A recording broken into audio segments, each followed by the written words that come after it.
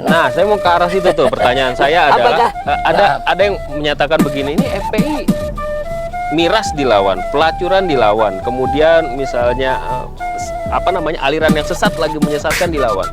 Kok nggak ada sih yang demo koruptor misalnya, atau obrak-abrik deh tuh kantor koruptor, atau obrak-abrik deh tuh orang yang menyelewengkan uang negara? Nggak ada tuh FPI. Kenapa tuh kayak gitu? Kita jalan aja.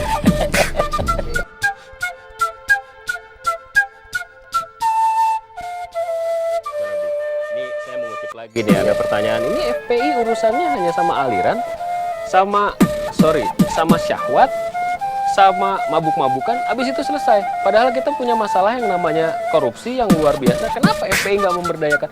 Saya rasa kalau misalnya Laskar FPI mengobrak-abrik kantor koruptor, nggak ada yang, ya walaupun saya nggak menyarankan itu, saya tidak menyarankan itu gitu. Istilahnya ini bercandaannya aja, nggak ada yang komplain juga barangkali gitu. Jadi sebetulnya kalau FPI tidak punya perhatian ke masalah korupsi itu tidak benar. Mungkin bisa menjadi catatan bahwa bagaimana KPK itu akhirnya menangkap Aulia Pohan selaku daripada besan Bapak Presiden, itu juga tidak lepas dari tekanan yang dilakukan oleh FPI. Jadi beberapa kita datangi KPK, kemudian kita berikan pressure, kita demo, dan di situ juga kita pertanyakan kenapa KPK sudah 3 kali memanggil Aulia Pohan ketika itu, tapi masih belum berani untuk menahannya. Nah, akhirnya setelah di demo, di pressure saat itu, mereka tidak punya pilihan kecuali untuk menahan Aulia Pohan. Dan itu pun kita suarakan di berbagai macam media. Artinya tidak benar kalau FPI tidak peduli. Yang pada akhirnya Aulia Pohan walaupun biasa presiden, ditahan juga. Tapi kan Aulia cuma 1 orang. Ini kan sebagai contoh. Nah, ini kita sebagai contoh. Artinya saya menyebut satu bukan sebagai pembatasan, tapi sebagai contoh. Nah, ada peristiwa-peristiwa daripada korupsi yang lain, kita tetap konsen. Baik yang di pusat maupun di berbagai daerah. Cuma memang kita mesti akui bahwa menghadapi persoalan korupsi dengan menghadapi persoalan pelacuran, perjudian, kemudian pornografi dan porno aksi, itu jauh lebih sulit untuk dicari data-data pembuktiannya. Karena di FPI ada satu aturan. Tidak boleh kita menyoroti suatu persoalan kemunkaran, baik itu menyangkut korupsi ataupun menyangkut kemaksiatan, kalau tidak punya data. Jadi kalau konon katanya atau hanya karena berdasarkan berita media, itu tidak boleh kita ikut mengangkat bicara. Tapi saya prihatin tuh kalau misalnya FPI mengatakan bahwa spesialisasi mereka adalah hanya pelacuran.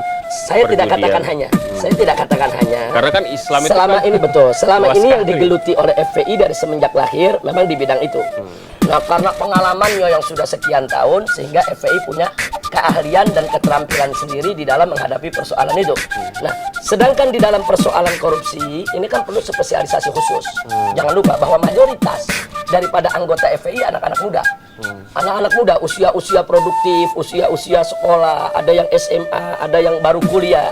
Sehingga mereka banyak yang belum punya pengalaman kalau untuk menghimpun data investigasi yang sifatnya perbankan. Akan ke sana nggak arahnya atau administrasi? Ya, artinya akan ke sana nggak arahnya, atau kita berhenti sampai itu aja? Pernah suatu ketika kita diajak dialog oleh kawan-kawan dari ICW.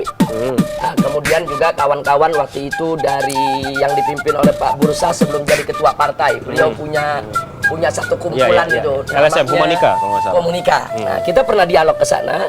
Kita ajak mereka kan ajak kita untuk punya perhatian terhadap korupsi. Kita katakan oke. FPI siap turun, FPI siap demo, FPI siap melakukan pressure terhadap urusan-urusan korupsi, tapi kita minta data. Betul. Ini ngomong bayaran menarik nih soalnya. FPI tidak pernah bisa dibayar.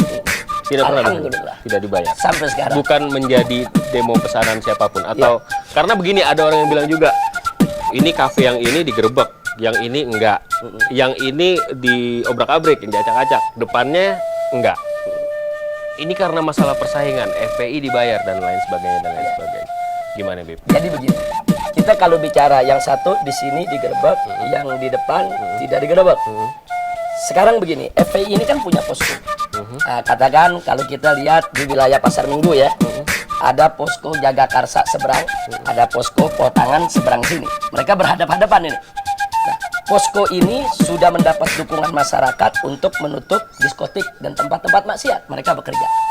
Baru seminggu yang lalu ada 8 diskotik ditutup di wilayah Jagakarsa. Itu yang nutup FPI itu? Ya tutup masyarakat. Oh, masyarakat. Karena FPI bergerak didukung oleh masyarakat. Diketahui oleh polisi nggak?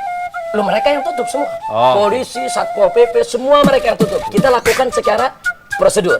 Tapi di seberangnya ada beberapa diskotik yang masih buka belum ditutup. Kenapa? Ini udah beda kecamatan. FPI juga bergerak. Nah, bukan. Artinya begini, karena FPI yang ada di kecamatan sana, dia tidak boleh bergerak di kecamatan sini. Ini urusan yang lain lagi. Ini urusan ada poskonya lagi. Nah, posko yang di seberang sini tidak bisa bergerak kalau tidak didukung masyarakat. Jadi persoalannya bukan persoalan yang di sono bayar, yang di sini nggak bayar. Oh, tapi persoalan prosedur. Ya. Yang di sana sudah didukung masyarakat, yang di sini belum didukung masyarakat. Satu, Pak Alvito, mesti kita garis bawahi. Kalau kita bergerak di satu tempat tanpa dukungan masyarakat, itu bisa memicu konflik horizontal. Bisa-bisa nanti bukan FPI berhadapan dengan preman, tapi FPI berhadapan dengan masyarakat, dan itu berbahaya.